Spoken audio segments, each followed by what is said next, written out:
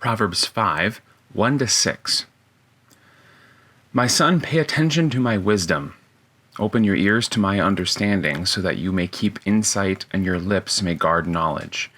Because the lips of a woman who is a stranger drip with honey, and her palate is smooth with olive oil. But in the end she is bitter like wormwood, and sharp like a double-edged sword. Her feet go down to death, her steps proceed to Sheol. She does not make the path of life level. Her pathways wander, and she doesn't realize it. The first thing to note about this text is that it is certainly about adultery, and it is certainly about a seductive woman, but that is not only what it is about. It's easy as you read these texts to, on the one hand, think, okay, well, this just seems like super anti-woman because it makes it seem like women are the only ones who seduce men into adultery, when more than likely it's actually men who are more forceful in causing sexual promiscuity. On the other hand, you may look at this and want to completely allegorize it and say, well, it's not really about adultery or about seductive women, it's about some other bigger idea. And I think the answer you have to come to is yes, both. On the one hand, there is something certainly destructive about adultery on a young man's life. It destroys his vision of himself. It destroys much of his future. It destroys the woman's life and can destroy the community around him. There's a lot of really good reasons to not fall into the arms of a strange seductress.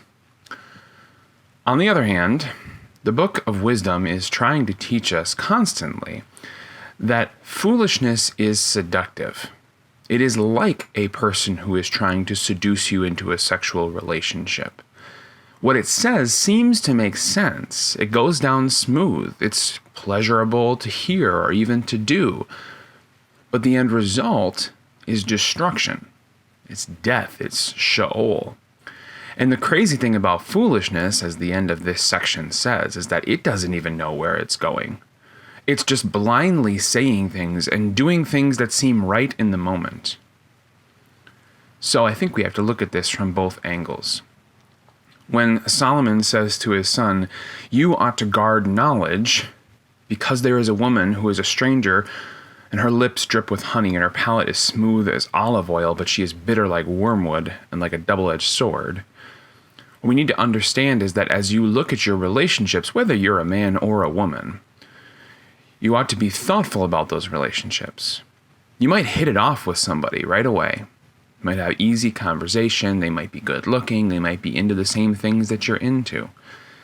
But if you're not willing to, first of all, base your relationship on principles that you've already decided to be true about yourself, and then evaluate everything in that relationship by those principles regularly, you are going to be going on a ship with a sail but no rudder. In other words, you're going to be going down a path that you can't really control because you haven't set a course for where that relationship is going. More and more in our culture, people get into relationships without thinking about what do they want out of the relationship and how are they going to get it, and then being upfront with the other person about that.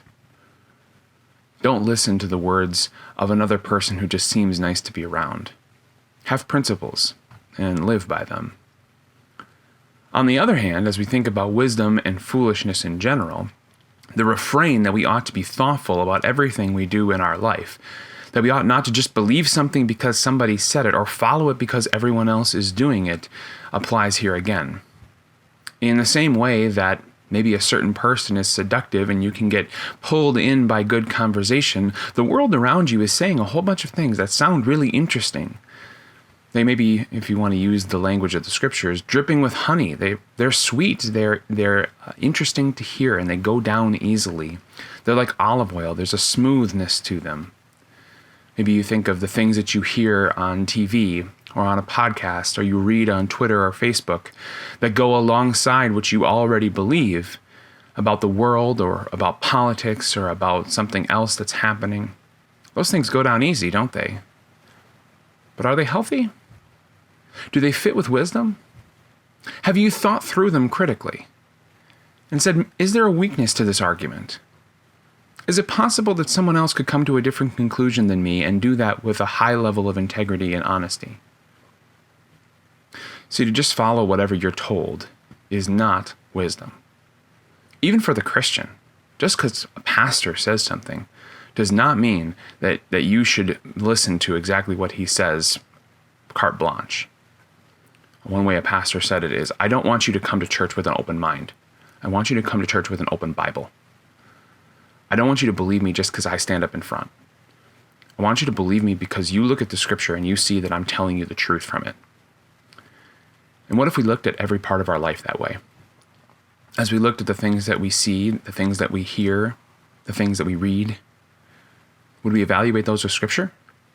Not with an open mind that simply trusts that everybody must be telling me the truth because, well, this is a first world country, but maybe that the scriptures are truer than anything any human can say. That's how to grow up.